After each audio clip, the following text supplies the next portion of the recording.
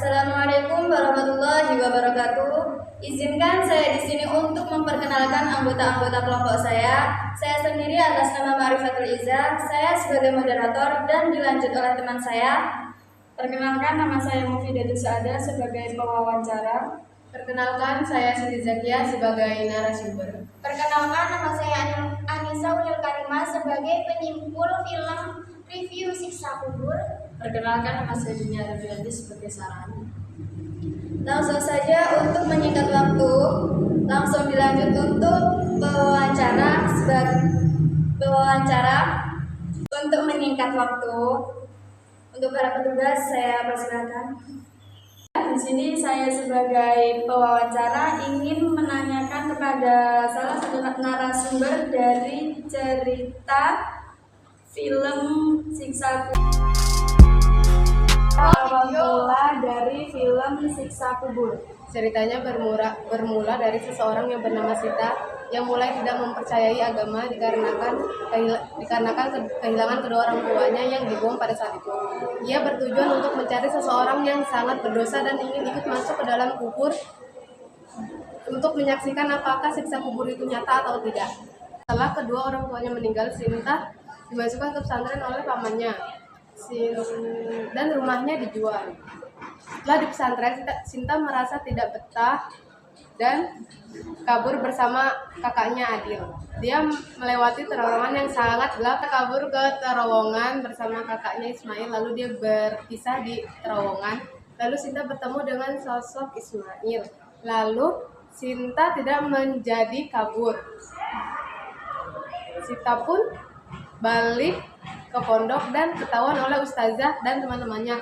Lalu Sinta dihukum menggunakan jilbab merah. Pertanyaannya, Bagaimana cerita singkat setelah Sinta berada di batu itu? Sinta bertemu dengan Pak Wahyu yang waktu itu merupakan pengasuh dari pondoknya. Yang Pak Wahyu tersebut sangat jahat dan tidak mempunyai akhlak. Lalu Sinta dikatakan oleh Pak Wahyu bahwa dia wanita yang matre dan tidak punya harga diri. Lalu Sinta mengatakan kepada dirinya, jikalau Pak Wahyu mati, aku akan ikut masuk ke dalam kuburan supaya aku bisa menyaksikan apakah ada siksa kubur atau tidak.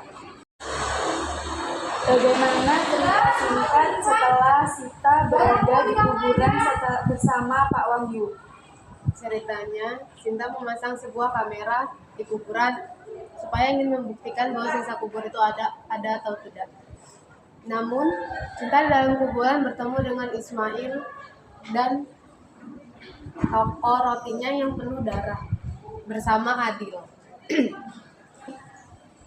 Lalu Sinta menyaksikan ada ular yang mendekati Pak Wahyu dan melilit tubuhnya, serta Sinta mendengar ada yang bertanya, man robbuka. Lalu kepala Pak Wahyu dihancurkan, lalu tumbuh lagi, dan dihancurkan, lalu tumbuh lagi. Baiklah, itu tadi hasil dari Siksa Kubur. Untuk selanjutnya, kesimpulan yang akan disampaikan oleh teman saya Ulil. Kesimpulan dari film Siksa Kubur tersebut yaitu menyisikan tentang balas dendam dan konsekuensi dari tindakan jahat. Cerita berfokus pada seorang tokoh yang mengalami penderitaan akibat perbuatan buruk orang-orang di sekitarnya, yang berujung pada siksa yang menyakitkan. Tema utama mencakup moralitas, keadilan, dan pengampunan, menunjukkan bahwa tindakan buruk akan berujung pada akibat yang tidak terduga. Film ini mengeksplorasi aspek psikologis dan emosional dari karakter, serta memberikan pesan tentang pentingnya pertobatan dan introspeksi. Untuk selanjutnya yaitu saran yang akan disampaikan oleh teman saya, yaitu Dini. Dari video Siksa Kubur ada beberapa saran yang bisa kita ambil. Yang pertama, refleksi diri. Penting untuk selalu merenungkan tindakan kita dan dampaknya terhadap orang lain.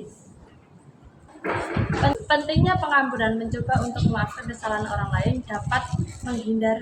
Pentingnya pengampunan, mencoba untuk memaafkan kesalahan orang lain dapat menghindarkan kita dari beban emosional. Konsekuensi tindakan. Setiap tindakan baik ataupun buruk pasti memiliki konsekuensi. Jadi berpikirlah sebelum melakukan tindakan. Baiklah, itu tadi review film dari Sisa Kubur yang dapat kami sampaikan. Kurang lebihnya kami mohon maaf. Kami akhiri. Wassalamualaikum warahmatullahi wabarakatuh.